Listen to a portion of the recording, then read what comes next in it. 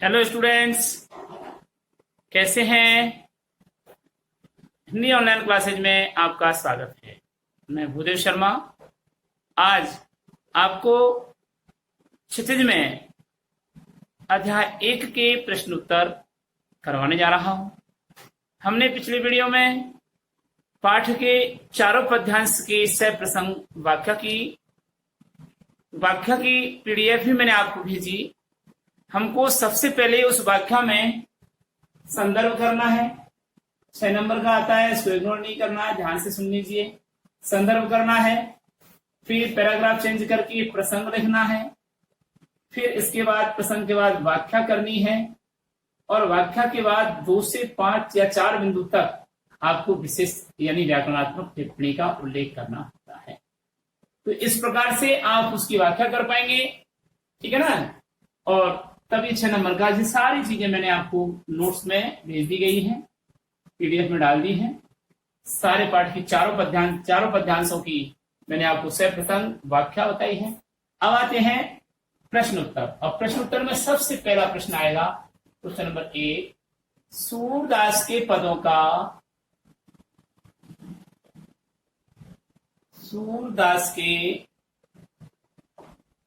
पदों का शिल्पगत सौंदर्य लिखिए। शिल्पगत विशेषताएं बताइए या शिल्प सौंदर्य लिखिए।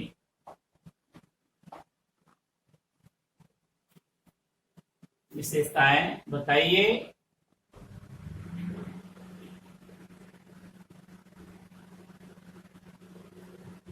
अथवा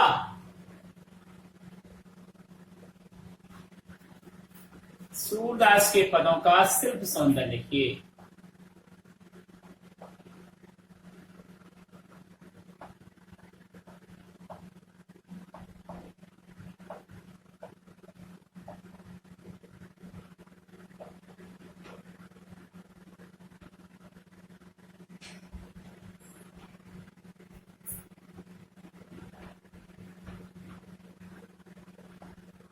तो देखिए जी, इसके आंसर डालेंगे आप शिल्प सौंदर्य।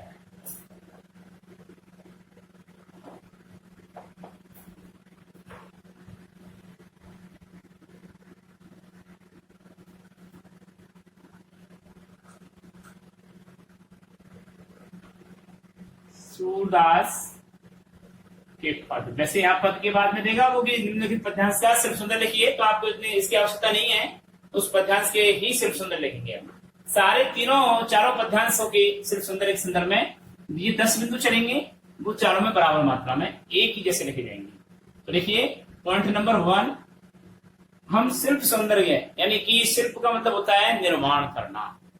पद्य कविता रचना का जो क्रम रहा है वह किस पर आधारित होता हुआ लिखा गया है, किस सिस्टम के अनुसार, व्यवस्था के अनुसार कविता लिखी गई है, वह है उसकी रचना शिल्प सौंदर्यकरण किया गया है। कैसे देखिए, काव्य भाषा यानी कि सूरदास जी के पदों में प्रयुक्त होने वाली काव्य भाषा कौन सी है। वैसे भी पूछ सकता है कि सूरदास के पद्यांश दे दिया, पद्यांश का दे दिया कि उक्त काव्यांश की काव्य भाषा लिखिए, तो आप लिखेंगे प्रस्तुत काव्यांश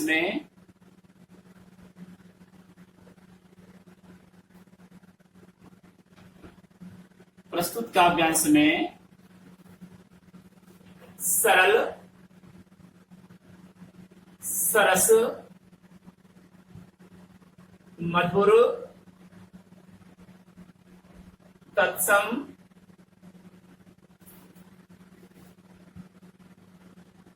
तद्भव, शब्दावली से युक्त,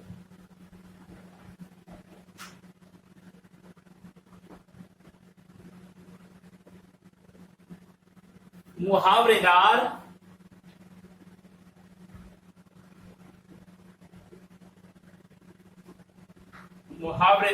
एवं सामासिक पदावली से संपन्न,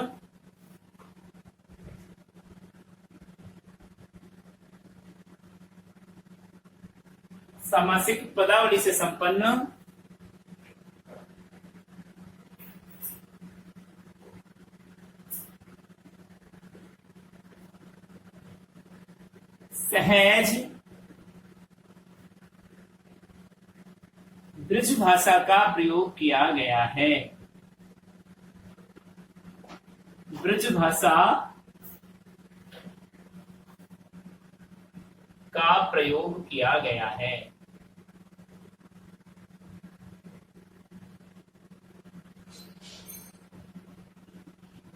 आप समझिए, इसके संदर्भ में एक प्रश्न और पूछता है वो कि जैसे पद दे दिया आपको,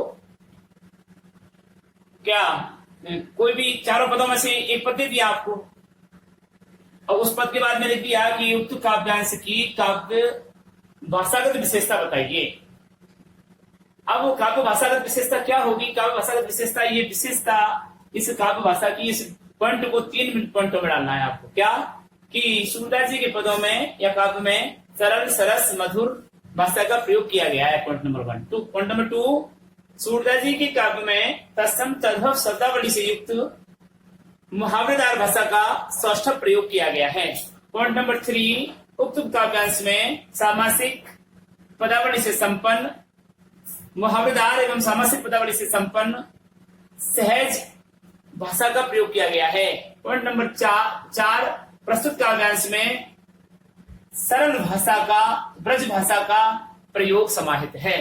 तो एक ही पॉइंट को हमने 4 पॉइंटों में लिख दिया, क्योंकि नंबर 2 लेने हैं, और नंबर 2 लेने तो एक पॉइंट में नंबर 2 देने वाला नहीं है, तो इसको विस्तृत करके विशदीकरण करके लिख दिया, तो इस प्रकार से वह हमको नंबर मिलेगा। तो ये 10 पॉइंट अलग अपने आप में एक महत्वपूर्ण स्थान रखते हैं, अपने आप में 10 क्वेश्चन बनाते हैं, इसलिए इनको विशेष रूप से आपको ध्यान देना है। पॉइंट नंबर 2, काव्य भाषा का हो गया। काव्य शैली, काव्य शैली, तो देखिए काव्य शैली में क्या है? प्रस्तुत काव्यांश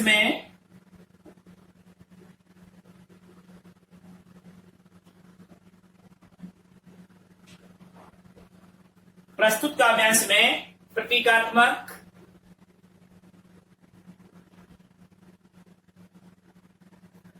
भावात्मक, इसको हम भावात्मक भी कह सकते हैं, भावनात्मक को, संवादात्मक,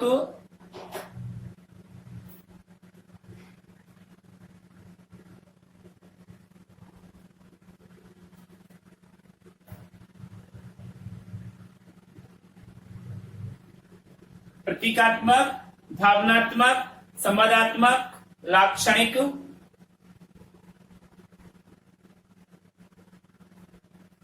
व्यंग्यात्मक,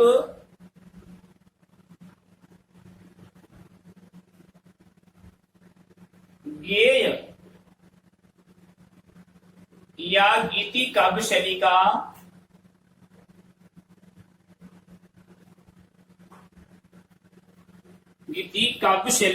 अद्भुत चित्रण किया गया है।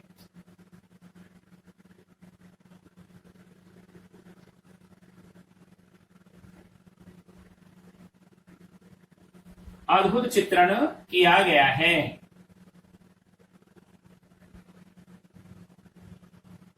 ठीक है, तो क्या हो गया कि प्रस्तुत काव्यांश में प्रतीकात्मक, भावनात्मक, संवादात्मक, लाक्षणिक, व्यंग्यात्मक, गेय या गीति काव्य शैली का अद्भुत चित्रण किया गया है। पॉइंट नंबर 3, यानी पॉइंट नंबर 3,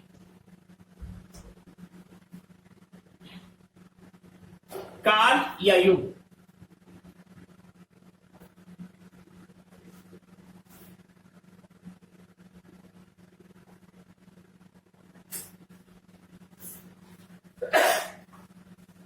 काल युग में देखिए प्रस्तुत काव्यांश में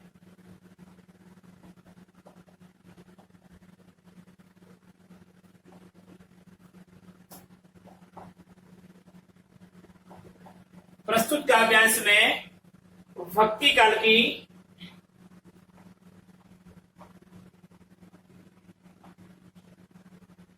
ये काल आपका भूतकाल, भविष्यकाल, वर्तमान काल का प्रयोग संबंध नहीं है इसमें। काव्य का मतलब साहित्यिक काल कौन कौन से हैं, ठीक है? आदिकाल, भक्तिकाल, मध्यकाल और वर्तमान काल, ये चल रहा है जो वो है ये, इसमें ये नहीं आएगा आपको वर्तमान, भूतकाल, भविष्य काल। तो प्रस्तुत काव्यांश में भक्ति काल की सगुण कृष्ण भक्ति भक्ति काल की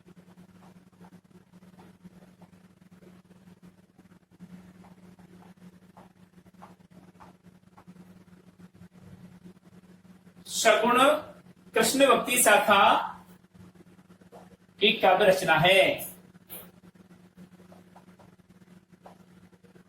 शाखा की काव्य रचना है।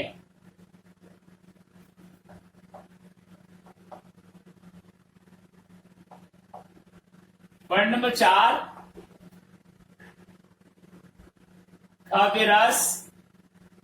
अब काव्य रस का मतलब ये नहीं है मधुर तिक्त कटु अम्ल लवण कसाय भोजन के 6 रस नहीं है। भोजन के 6 रस नहीं, काव्य के रस हैं। 10 और 11 जो रस हैं हमारे भक्ति का, भक्ति रस, श्रृंगार रस, ठीक है, विवश रस, भयानक रस, रौद्र रस, कोद्र रस, हास्य रस, व्यंग रस, ये 10-11 हमारे क्या है, काव्य रस हैं। उन काव्य रसों में से उनकी बात कर रहा है ये। तो काव्य रस कौन सा है? तो उपर्युक्त काव्य में वियोग श्रृंगार रस। श्रृंगार रस 2 प्रकार का होता है, वियोग और संयोग। वियोग का मतलब होता है कृष्ण से अलग होकर गोपियां विरह वेदना को सहन कर रही हैं, इसलिए यहाँ पर वियोग श्रृंगार रस है। अगर कृष्ण गोपियों से आकर मिलते हैं तो वो संयोग श्रृंगार रस है, ठीक है। तो यहाँ पर श्रृंगार रस की बात कर रहा है वो। तो उपयुक्त काव्य में वियोग श्रृंगार रस का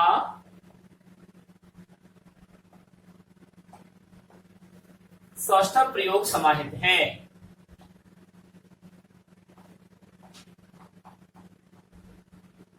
सौष्ठव प्रयोग समाहित है। अब देखो भाषा का प्रभाव पड़ता है। आप इसको ऐसा लिख सकते थे कि उक्त कविता में श्रृंगार रस का प्रयोग है, लेकिन हमने उसको भाषा को सौष्ठव बनाया। सौष्ठव का मतलब सुनने वाला आह्लादित हो जाता है, सुनिश्चित हो जाता है। तो उपर्युक्त काव्य में वियोग श्रृंगार रस का सौष्ठव प्रयोग समाहित है।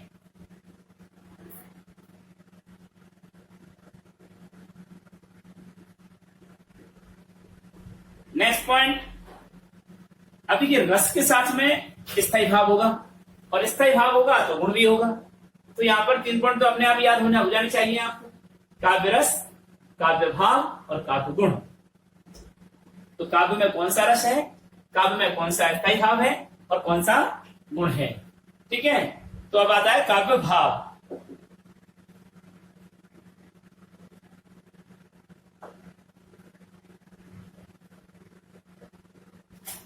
भाव से मतलब स्थायी भाव।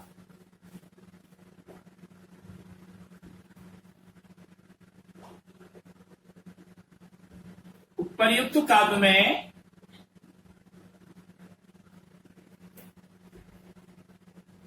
अब यहां पर श्रृंगार रस भी है और भक्ति रस भी है, दोनों है इसमें भाई, ठीक है ना।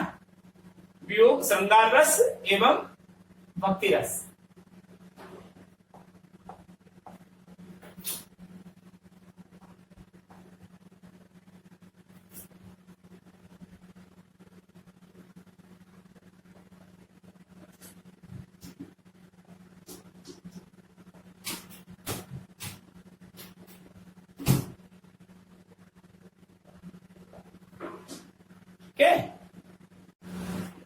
अब देखिए इसमें काव्य भाव देखिए, यानी काव्य रस में बात चल रही थी। काव्य रस उपयुक्त काव्य में वियोग श्रृंगार रस एवं भक्ति रस का सौष्ठव प्रयोग समाहित है।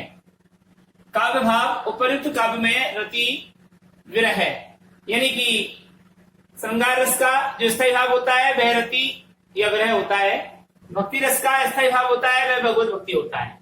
तो उपयुक्त काव्य में रति विरह एवं भगवत भक्ति आदि स्थायी भाव समाहित हैं, ठीक है। अगला पॉइंट है काव्य गुण। देखिए रस, भाव और गुण तीनों एक ही साथ आपको लिखेंगे तो समझ में अच्छा आ जाएगा। उपर्युक्त पद में माधुर्य एवं प्रसाद, यानी श्रृंगार रस के साथ माधुर्य चलता है, भक्ति रस के साथ भी माधुर्य चलता है, लेकिन श्रृंगार के साथ में कुछ चंचलता व्याप्त है, व्यंग्यात्मक व्याप्त है, इसलिए यहाँ पर प्रसाद गुण का भी समावेश किया गया है। तो उपयुक्त पद में माधुर्य एवं प्रसाद काव्य गुणों का समावेश किया गया है या प्रयोग किया गया है। काव्य छंद में आइए, उक्त पद्यांश में कवि ने अपनी रचना को पद छंद में प्रस्तुत किया है, यानी पद के रूप में प्रस्तुत किया है। कहने का मतलब पद को ही छंद मान लिया गया है यहाँ पर। तो काव्य अलंकार में आइए, उक्त पद्यांश में अनुप्रास, रूपक, उपमा, उत्प्रेक्षा, वक्रोक्ति एवं उदाहरण अलंकार आदि अलंकारों का प्रयोग सौष्ठवता से किया गया है। तो इस प्रकार ये 8 बिंदु हुए। अगला पॉइंट आता है 10वां, 9वां और 10।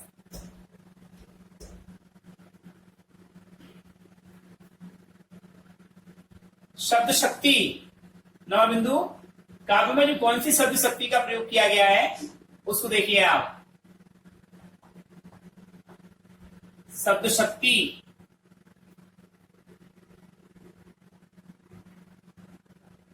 उक्त काव्य खंड में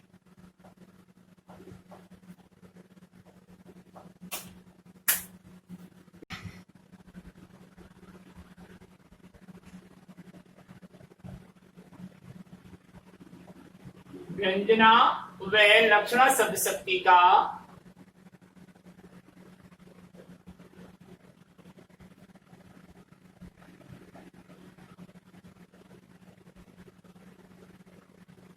लक्षणा शब्द शक्तियों का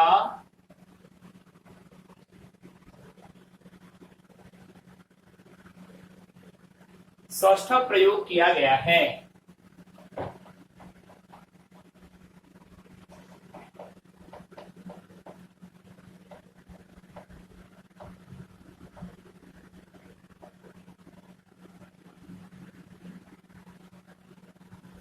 और पॉइंट नंबर लास्ट इसका सिर्फ सौंदर्य का जो है वो देखिए आप, 10वां बिंदु है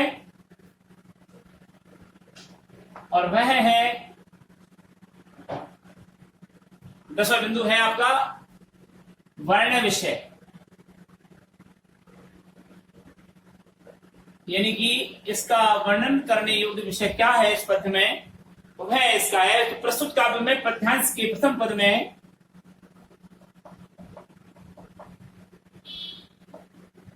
या एक साल में लिख देते हैं, प्रस्तुत काव्यांश में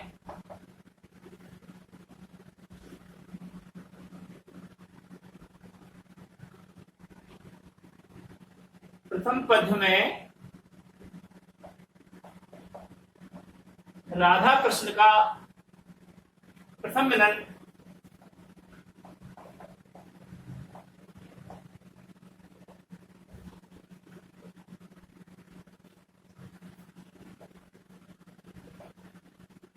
मिलन का सुंदर चित्रण किया है।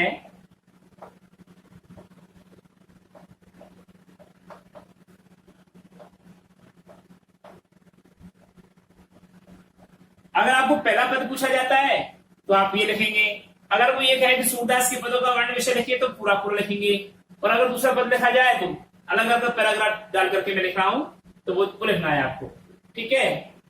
प्रथम पद में क्या हुआ, श्री राधा और कृष्ण के प्रथम मिलन का सुंदर चित्रण किया गया है, और अन्य सभी पदों में तथा द्वितीय से चतुर्थ पद में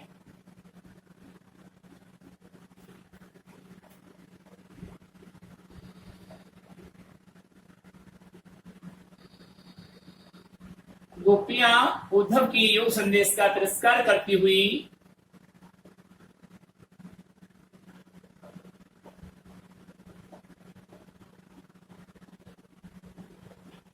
योग संदेश का तिरस्कार करती हुई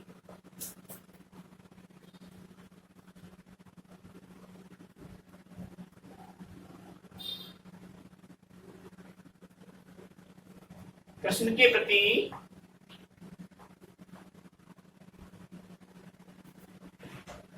प्रेम भक्ति भावना का वर्णन कर रही हैं। प्रेम भक्ति भाव का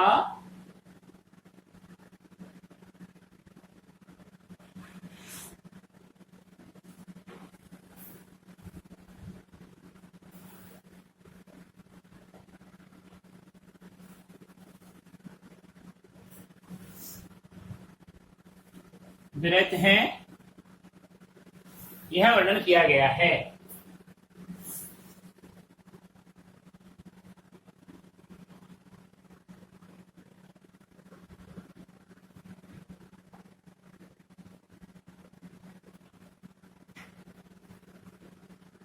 नेक्स्ट क्वेश्चन देखिए, अगला क्वेश्चन है, कवि सूरदास जी का हमने सामान्य जीवन परिचय कल लिख ही लिया था। अगला प्रश्न है, दूत मिलो एक भौर, दूत मिलो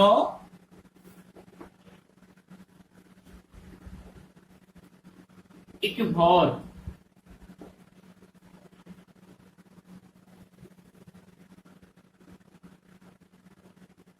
पंक्ति का आशय स्पष्ट कीजिए, पंक्ति का आशय स्पष्ट कीजिए।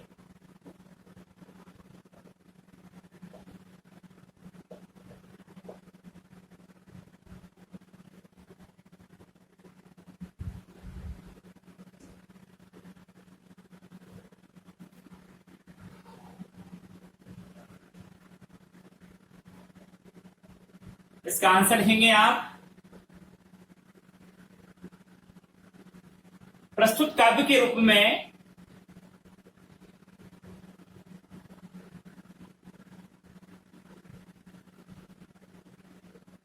प्रस्तुत काव्य में सूरदास जी कहते हैं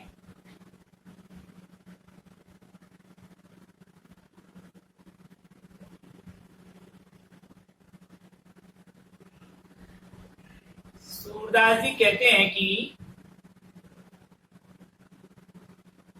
गोपियां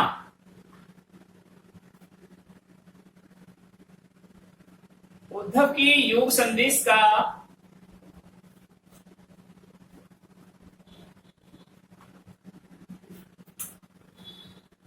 तिरस्कार करते हुए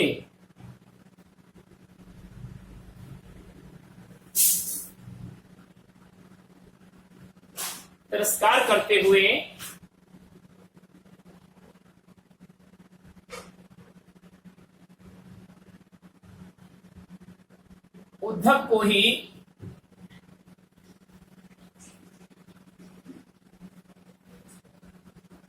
भौर यानी भबरा,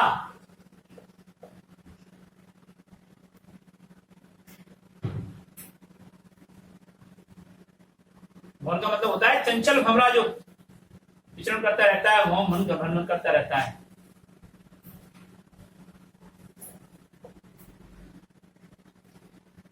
उद्धव को ही भौर यानी चंचल भबरा की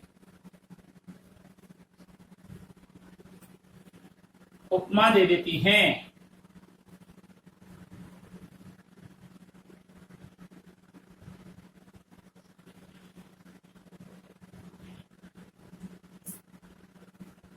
कैसी उपमा? व्यंग्यात्मक उपमा दे देती हैं। तो ये पंक्ति का आशय है कि काव्य में सूरदास जी कहते हैं कि गोपियां उद्धव के युग संदेश का तिरस्कार करते हुए उद्धव को ही भौर यानी चंचल भमरा की उपमा दे देती हैं।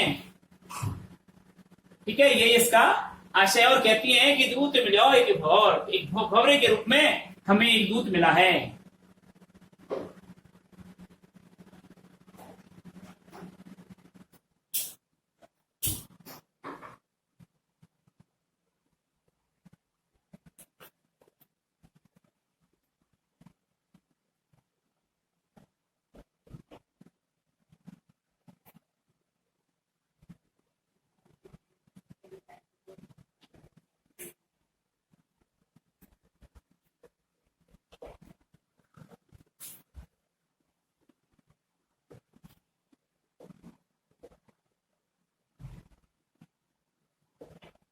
मिल गया है। तो ये क्वेश्चन नंबर 3 था आपका। पहला क्वेश्चन क्या हुआ? पहला क्वेश्चन हुआ हमारा साहित्यिक जीवन परिचय, दूसरा प्रश्न हुआ शब्द शक्ति, वो दूसरा प्रश्न हुआ आपका शिल्प सौंदर्य, और तीसरा प्रश्न हुआ दूत मिलो एक भौर पंक्ति का आशय स्पष्ट कीजिए। अब आपको नियमित रूप से हमारे होमवर्क को देखना है। यहाँ जो वीडियोज आपको हम देते हैं इसको नियमित रूप से पढ़ते रहना है, क्योंकि यह सत्र पूरा ही आपका ऐसे ही निकलेगा और ऑनलाइन क्लासेज में ही आपको परसेंटेज बनानी है। तो यदि आपने इसको इग्नोर किया तो आप परसेंटेज से हाथ धो बैठेंगे। टेस्ट की कॉपियों के बारे में मैं आपको एक और सजेशन देना चाहूंगा कि जिस दिन टेस्ट लगता है मंडे को, मंडे को देर रात तक आप अपनी कॉपी अपलोड कर सकते हैं। अगर वो ट्यूसडे को 10 बजे तक भी सुबह मुझे मिल जाती है तो मैं उनको एक्सेप्ट करूंगा, अन्यथा मैं मंगलवार को 10 बजे बाद की कोई कॉपियां मैं जांच करके नहीं भेजूंगा। ये मैंने सब तरह से सभी बच्चों को भी कह दिया है और इंचार्ज महोदय को भी बोल दिया है, क्योंकि आप 10 दिन तक कॉपियां भेजते रहते हैं तो ये कोई सिस्टम थोड़ी होता है। आप एक्टिव हैं, सेंसिटिव हैं, सिंसियर हैं, तो नियमित रूप से आपका अध्ययन नियमित रूप से करें और नियमित रूप से सारा काम सिस्टम से भेजें तो व्यवस्थित रूप से आपको आपकी योग्यता का आकलन किया जा सकेगा। लेकिन कई लोग तो ऐसे हैं कि वीडियो नहीं देख पा रहे हैं और होमवर्क पूरा नहीं कर रहे हैं, और फिर हमें कैसे पता कि आपको विद्यालय की ओर से कितनी अच्छी सुविधाएं उपलब्ध करवाई जा रही हैं। अच्छे प्रकार से आपको ऐप के माध्यम से वीडियोज आपको भेजी जा रही हैं, टेस्ट आपको नियमित रूप से ले जाते हैं, आपकी योग्यता का आकलन टाइम से किया जा रहा है। इसके बावजूद भी आप लोग अच्छी पढ़ाई कर रहे हैं तो निश्चित रूप से आपको परिणाम भी अच्छा मिलेगा।